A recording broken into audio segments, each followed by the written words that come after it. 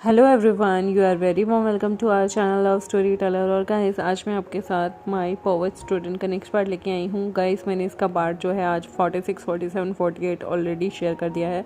तो पहले उन 3 पार्ट को जाके सुनिए, तभी आपको ये वाला पार्ट समझ में आएगा। चू वेनिंग जो था वो एकदम से बहुत चक्कर रह जाता है। वो जैसे ही अपनी आंखें खोलता है वो देखता है मोरन की तरफ। वो बिल्कुल उसके घोस्ट की तरह उसके ड्रीम में लग रहा था। मोवीयू जो कि अब बहुत बड़ा हो चुका है, बहुत ज़्यादा हीरोइक है। उसके कंधे काफ़ी बड़े हैं, लंबी लंबी टांगे हैं और उसका सिर ऑलरेडी उससे बड़ा है, क्योंकि जो 15 साल का मोविये है यानी कि मोरन है, वो उसके कंधे तक आता है। और यहाँ पर इस वक्त वो मोरन के कंधे तक आ रहा है। वो जैसे ही खुद को देखता है, ऐसा लग रहा था जैसे यहाँ पर इसके आंखों में यानी कि इस वाले मोरन की आंखों में कोई सरकाज़्म है। यहाँ पर वो धीरे से कहता है, ओ माय गुड शिजुन, आप ध्यान से देख सकते हैं ना। अब आप मुझे बड़े प्यार से देख रहे हैं। उसके फिंगर धीरे से चू वेनिंग के चीक्स पे जाती है और उसके कान पे पास जाकर रुक जाती है, जैसे मानो बिल्कुल कोई ठंडा सी चीज़ उसकी बॉडी पे लगी हो। धीरे से वो उसके पास आके स्नोर करता है और सडनली बुली करता है खुद को। उसके सॉफ्ट और हॉट जो उसके होठ थे वो टच होते हैं चू वेनिंग के लिप्स को। चू वेनिंग को जैसे 440 वॉट का झटका लग गया। मोरन उसे किस कर रहा है। उसकी सांसें तक मोरन के चेहरे पे थी। उसकी सांसें ही रुक जाती हैं। यहाँ पर गीली गीली किस दोनों की हो रही थी। दोनों की जो किस थी वो बहुत ज़्यादा डर्टी थी, पैशनेट थी, सिंफुल थी, डिज़ायर। यकीन नहीं आ रहा था। उसकी लिप्स और टीथ जो थे वो वायलेंटली यहाँ पर चू वेनिंग की लिप्स को काट रहे थे, फिर उसकी चेस्ट को और ऊपर नीचे काट रहे थे। चू वेनिंग जो है वो एकदम स्कॉर्पियो की तरह था। उसकी फोनिक साइज़ थी जो कि एकदम से खुल जाती हैं, बहुत बड़ी बड़ी हो जाती हैं। और दोनों के अंदर गुस्सा और कन्फ्यूजन उसके दिमाग में चल रही थी। उसके दिमाग में ये था कि ये सपना देख रहा है, जैसे इस सपने में उसने अपनी सारी स्पिरिचुअल पावर को खो ही दिया हो। उसके लिए गैदर था अपनी स्ट्रेंथ को वापस से पाना। वो यहाँ पर मोरन से हट भी नहीं पा रहा था, जैसे मोरन ने उसे यहाँ पर इम्प्रिजन करके रखा हो, कैद करके रखा हो। यहाँ पर मोरन का ड्रीम जो था वो कम्प्लीटली डिफरेंट था। किसी रीज़न से वो नहीं जानता कि ये किस ड्रीम में वो आ गया है। और यहाँ पर उसकी आईब्रोज लो थी। उसे यहाँ पर पावरलेस लग रहा था, लेकिन मोरन पावरफुल लग रहा था। वो क्लियरली खुद को यहाँ पर भयंकर तरीके से देख सकता था कि मोरन की ब्रीथ उसकी ब्रीथ में आ रही है। और सडनली वो सिर को नीचे करता है। यहाँ पर होट बीस्ट उसके सामने था, जो एक मैग्मा की तरह लग रहा था। और यहाँ पर वो उसकी स्किन और बोन को जैसे पानी की तरह मल देगा। चू वेनिंग का फेस जो है वो थोड़ा सा गुस्से से नीला हो गया था, लेकिन वो हमेशा ऐसा ही था। उसे तो ऐसा लग रहा था जैसे वो अभी वॉमिट कर देगा ब्लड को, लेकिन वो खुद को इमेजिन नहीं कर पा रहा था, सप्रेस नहीं कर पा रहा था कि मोरन के पास रहने पर उसके पास कोई पावर ही नहीं बची कि वो उससे पीछे हट सके।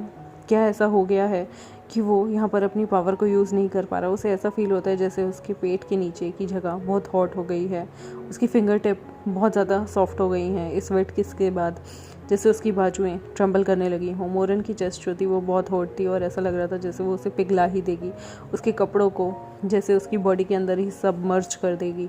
और यहाँ पर वो स्ट्रगल तो करना चाहता था पर स्ट्रेंथ नहीं थी। और एट द एंड जो किस थी, चू वेनिंग की जो टांगे होती है वो सॉफ्ट हो जाती है। और मोरन ने उसे हक किया हुआ था। वो उसका फेस जो है साइड में करता है, उसके कानों के पीछे उसके बाल रखता है।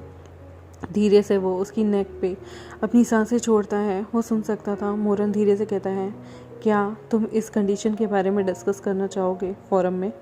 मोरन की वॉइस बहुत ज़्यादा होर्स थी, जैसे वो चू वेनिंग ऑलमोस्ट पिघलने ही लगा था। चू वेनिंग जो है अपनी आंखें यहाँ पर उसके एडम्स एप्पल भी हिलने लगते हैं और वो धीरे से इस चीज़ों को स्वेलो करता है।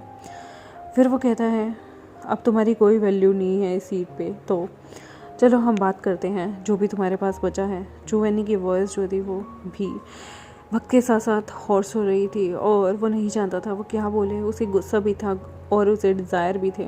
वो कहता है धीरे से, क्या क्या बात करना चाहते हो। मोरन जो है उसे वॉल पे फोर्स करता है। सडनली अपना हाथ उठाता है और वो वॉल के अगेंस्ट उसके हाथ को पकड़ लेता है। चू वेनिंग की रिस्ट को वो लॉक कर देता है एक चेन से। और यहाँ पर सब कुछ इतनी ईजिली वो करता है ना कि वो उसके थोड़े से सिर को ही झुका देता है और उसके इयरिंग को किस करने लगता है, सक करने लगता है। चू वेनिंग ट्रबल हो जाता है इंस्टेंटली। एक टेरिबल सी नमनेस उसकी बॉडी में आ गई थी। मोरन की वॉइस बहुत धीरे थी और उसकी जो सांसें थी तेज चल रही थी। वो कहता है, तुम अगर एक बार मुझसे पूछना चाहो मैं तुम्हारी हर रिक्वेस्ट पे एग्री हो जाऊंगा। जो एनिंग सडनली अपनी आंखें खोलता है उसके इमोशंस से, यहाँ पर उसकी जो आंखों का पानी था वो जैसे मान लो डाई हो गया हो, उसे बिलीव नहीं हो रहा। और दूसरी जगह मोरन उसकी वेस्ट को टच कर रहा है, उसके लिप को रब कर रहा है अपनी उसकी नेक पे, और यहाँ पर वो जेंटल टोन में सडक्टिव तरीके से पूछ रहे हैं, देखो ना, सिंस मैं मास्टर से कितनी नफ़रत करता हूँ पर मुझे मास्टर की बॉडी में बहुत ज़्यादा इंटरेस्ट है। अगर आप थोड़ा फ़न करना चाहें तो मैं आपको कोऑपरेट करना चाहूँगा।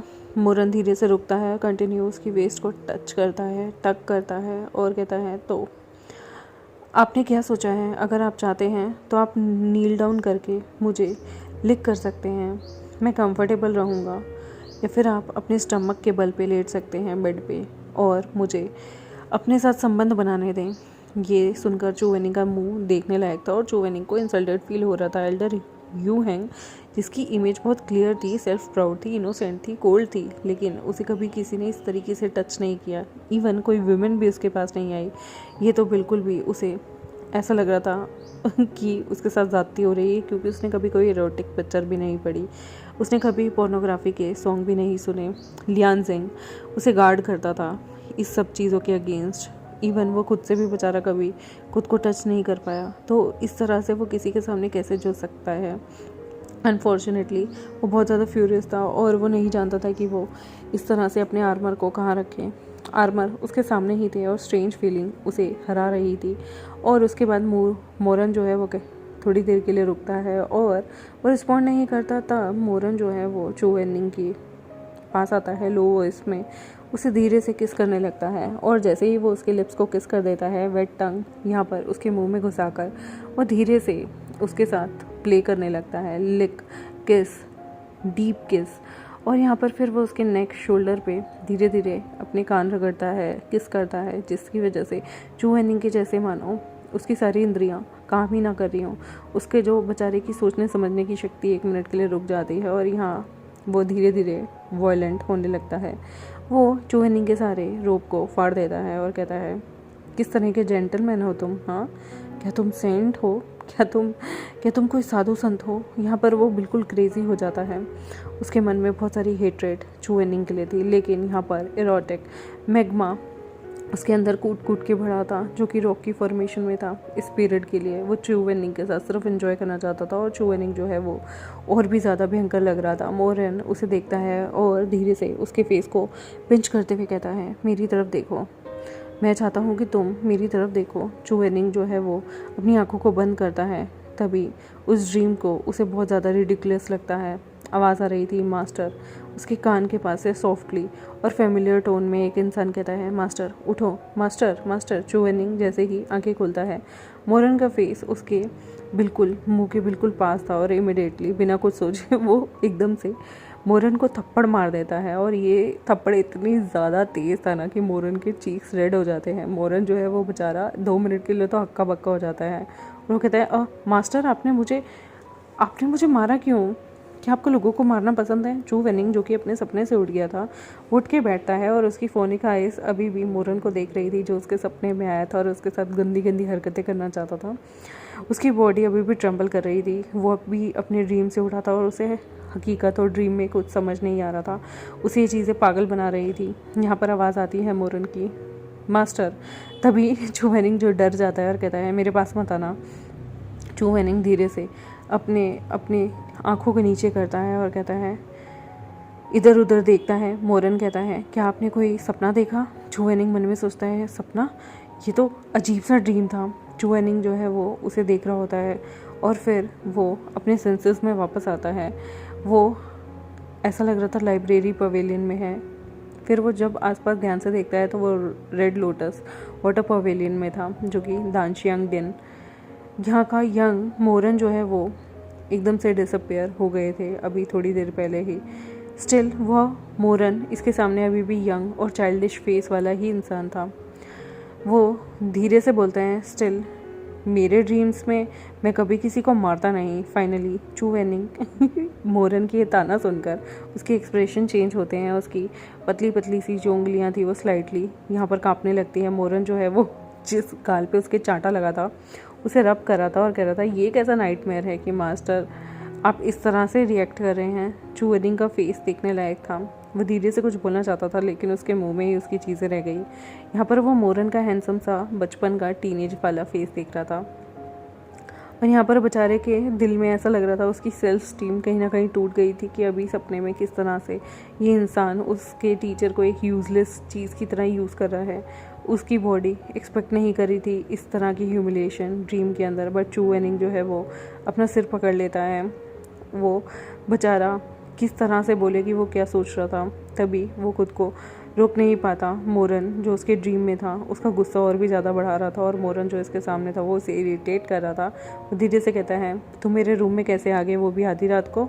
तुम्हें लगता है कि रेड लोटस वाटर पवेलियन तुम्हारा घर है? तुम्हें लगता है कि तुम एल्डर यू हैंग हो? मोरन उसे देख रहा था। फिर यहाँ पर उस बेचारे के जो चांटा लगा हुआ था ना, यहाँ पर वो देखता है कि मास्टर थप्पड़ मारने के बाद भी उसे डांट रहा है। मोरन धीरे से गुस्से में कहता है ये कैसा टेम्पर हुआ? चू वेनिंग अभी भी उसे देखता है और गुस्से में कहता है मैंने अपना टेम्पर लूज़ नहीं किया है, मैं सोने जा रहा हूँ, चलो यहाँ से दफ़ा हो जाओ। मोरन कहता है बट मास्टर ये अभी चेंशी हुई है। चू वेनिंग देखता रह जाता है। वो कहता है मोरन कहता है अगर मास्टर आपका बहुत टाइम से बाहर वेट कर रहे हैं, यहाँ पर टेरेस ऑफ गुड और इविल है, मुझे इतनी हिम्मत नहीं होती कि मैं रेड लोटस वाटर साइड में आऊँ आपको ढूंढने के लिए। यहाँ चू वेनिंग थोड़ा हैरान था। यहाँ पर झांगशू पवेलियन जो कि क्लोज हो चुका था वो धीरे से ओपन करता है विंडो को और देखता है कि यहाँ पर सन जो है वो ऑलरेडी बाहर निकल चुका है। बर्ड इंसेक्ट जो है वो अभी भी चहचहा रहे हैं। चू वेनिंग का फेस इवन और भी ज़्यादा अगली हो जाता है। उसे यकीन नहीं आ रहा था वो इतनी देर तक सोया और मोरन यहाँ पर उसे उठाने के लिए आया है। मोरन अभी भी उसे देख रहा था। चू वेनिंग का फॉरहेड और भी ज़्यादा दर्द होता है। वो जानता था कि चू वेनिंग के जो मेंटल मेथड है ना चीज़ों को कल्टिवेट करने का वो बहुत ज़्यादा अजीब सा है। लेकिन चू वेनिंग के ड्रीम में कभी इस तरह की लस्टफुल चीज़ें आएंगी उसने कभी ये सोचा भी नहीं था। उसने कभी ऐसा कोई सपना भी नहीं देखा था। चू वेनिंग ने खुद को कभी छुआ तक नहीं था। चू वेनिंग जो है वो इस तरह की चीज़ों को प्रेफर नहीं करता। वो एक वुडन मैन है, स्टूपिड है, स्टिफ है। वो कल्टिवेट अपने माइंड के द्वारा करता है और इस लेवल तक पहुंच चुका है कि जहाँ पर उसने अपने डिज़ायर्स को काट दिया था। लेकिन ये कैसी चीज़ें हैं जो उसके सपनों में आ रही है। इस तरह से ताउस कपल कभी भी परफॉर्म नहीं करते और एट द एंड जो पर्सन फील कर रहा है इस चीज़ों को वो कभी नोबल नहीं हो सकता। और चू वेनिंग तो एक नोबेल पर्सन है। यहाँ पर उसे फिर से उसके दिल के घोड़े दौड़ने लगते हैं। उसे ऐसा लग रहा था जैसे उसके हाथ अभी भी काँप रहे हैं। धीरे से ग्रैंड मास्टर चू जो है वो मोरन की तरफ नहीं देखते और कहते हैं ठीक है तुम मेरे साथ प्लेटफॉर्म पे चलना मॉर्निंग प्रैक्टिस के। शूमेंग शीमे जो कि वेट कर रहे थे बहुत टाइम से, जब चू वेनिंग वहाँ आता है वो एकदम से शेड के नीचे बैठे हुए थे। यहाँ पर शीमे कहता है मास्टर कभी लेट नहीं आते, आजकल क्या चल रहा है? वो इस टाइम आए हैं, मैंने कभी उन्हें इस तरह से नहीं देखा।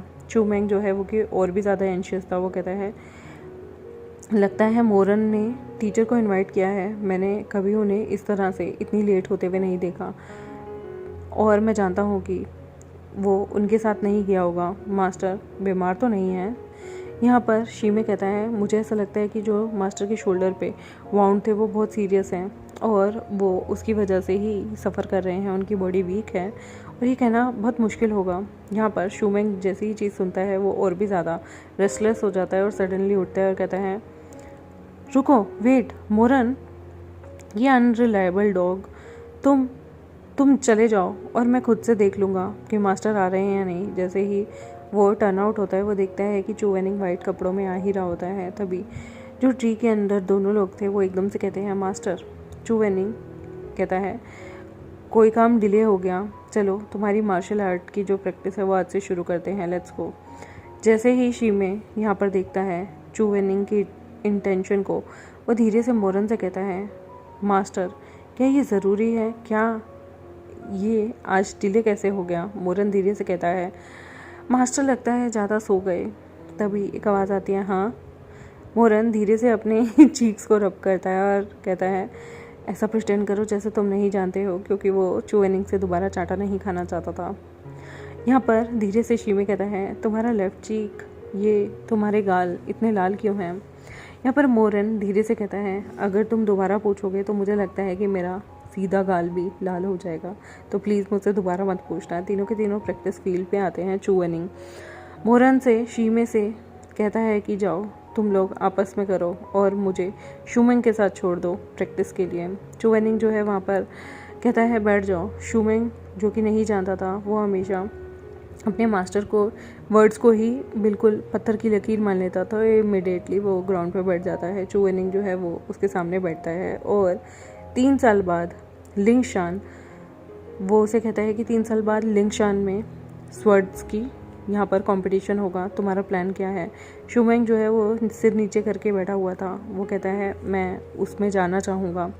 चू वेनिंग कहता है, उससे धीरे से पूछता है क्योंकि जिनची ट्रिप के बाद शूमेंग जो है वो जानता था कि उसकी जो तलवार है उसे नहीं मिली। इस टाइम वो धीरे से बोलता है वर्ड को।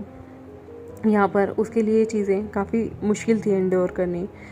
वो सेल्फ अवेयर अभी नहीं था, उसे अनविलिंगली वो यहाँ पर हेवंस का प्राउड सन तो बन गया था, बट उसे बहुत सारी चीज़ें सीखनी थी। तभी धीरे से शूमेंग जो है वो एंशियस होता है, चू वेनिंग की तरफ देखता है और कहता है मुझे जीतना है टॉप स्पॉट। उस टाइम चू वेनिंग जो है उसकी तरफ देखता है, उसे ऐसा लग रहा था ये सिर्फ जीतने की बातें क्यों करता है। वो एक वर्ड कहता है अच्छी बात है। शूमेंग अपने मास्टर की तरफ देखकर कहता है मास्टर क्या आपको लगता है कि ये सब ओके होगा। चू वेनिंग कहता है मेरे सेक्ट के अंदर ऐसा कोई डिसाइपल नहीं है जो गिव अप कर दे लड़ने को। यहाँ पर बड़े ही प्यार से शूमेंग कहता है मास्टर। चू वेनिंग कहता है पार्टिसिपेट करना लिंगशन डिस्कशन ऑफ स्वर्ड में बहुत बड़ी बात होगी, वहाँ पे सारे लीडर्स आएंगे। वहाँ पर पीपल विदाउट मार्शल आर्ट के नेचुरली वो आपके ओपोनेंट होंगे और आपके पास अगर मार्शल आर्ट है तो आप लोगों को डरने की ज़रूरत नहीं। चू वेनिंग धीरे से कहता है शेनवू उससे उस रात कंट्रोल नहीं की गई थी, तुम्हारी सेबर तुम्हारी ड्रैगर जो थी वो उस इन्फीरियर जगह पर रह गई, लेकिन तुम्हें टॉप ग्रेड लोगों के साथ वहाँ पर लड़ना है। वो तुम 4 चीज़ों के साथ नहीं लड़ सकते, उसके लिए तुम्हें 3 साल अपने आप को बुलंद करना होगा और इम्पॉसिबल चीज़ को भी तुम्हें जीत कर दिखाना होगा, टॉप स्पॉट लाना होगा। यहाँ पर उसके जितने भी वर्ड थे ना वो एक मिरेकल जैसे थे। ग्रैंड मास्टर चू जो था वो अपने बच्चों को कभी भी, अपने डिसाइपल को कभी भी डिमोटिवेट नहीं करना चाहता था। वो जो भी बोलता था सच बोलता था। और यहाँ पर इस छोटे से यंग लड़के में सेंसेशन है, एक्साइटमेंट है। ये वर्ड सुन के वो कहता है मास्टर क्या आप सही कह रहे हैं, आप क्या कहना चाहेंगे इस बारे में। तभी चू वेनिंग धीरे से कहता है तुम कितने साल के हो शूमेंग, तुम्हें नहीं लगता कि तुम्हें 5 साल बच्चे की तरह तुम हमेशा एक्साइटेड हो जाते हो। जैसे ही वो कहता है शूमेंग थोड़ा सा एम्बेरस्ड होता है, अपनी नोज़ को रब करता है और हंसता है। चू वेनिंग कहता है जो भी आउटकम निकलेगा इस चीज़ का वो हो सकता है इम्परमानेंट हो, क्योंकि जो प्राइड है उसे हम लाइटली नहीं ले सकते, हमें वर्क हार्ड करना होगा और एज अ रिज़ल्ट तुम्हें खुद को बहुत ज़्यादा फोर्स करने की ज़रूरत नहीं। शूमेंग चेयर अप होता है और कहता है यस मास्टर। यहाँ पर शूमेंग जो था वो रिलीव था और चू वेनिंग जो है वो अब विंसिटी of Ligny wooden man pile वहाँ पर उस सिटी में आता है मार्शल आर्ट फील्ड के लिए। इस ऑर्डर में जो डिसाइपल्स थे वो एक्सीडेंटली यहाँ पर बहुत ज़्यादा इंजर्ड हो गए थे और यहाँ पर उन्हें वुडन के मैकेनिक्विन ने बहुत ज़्यादा मार दिया था। ये एक रिमोट प्लेस था जहाँ पर इस तरह की चीज़ें बिल्ड की जाती थी, एक बड़े से रोड पे। शीमे और मोरन जो थे वो अपनी बैक को टर्न करते हैं और ज़्यादा दूरी पे नहीं, बस वो सुनते हैं। जब चू वेनिंग जो था वो उसे बुला रहा था और उसके सामने आकर एकदम से खड़ा हो जाता है और कहता है तुम। यहाँ पर देखते हैं गाइस आगे चल के क्या होगा। चू वेनिंग और मोरन की लाइफ कैसे बीतेगी, कैसे इन लोगों के बीच में अपनापन बढ़ेगा या नफरत, देखते हैं अपने अगले आने वाले एपिसोड में। तब तक मेरे चैनल को सब्सक्राइब, वीडियोस को लाइक, बेल आइकन को प्रेस करना बिल्कुल मत भूलेगा। तब तक के लिए बाय बाय।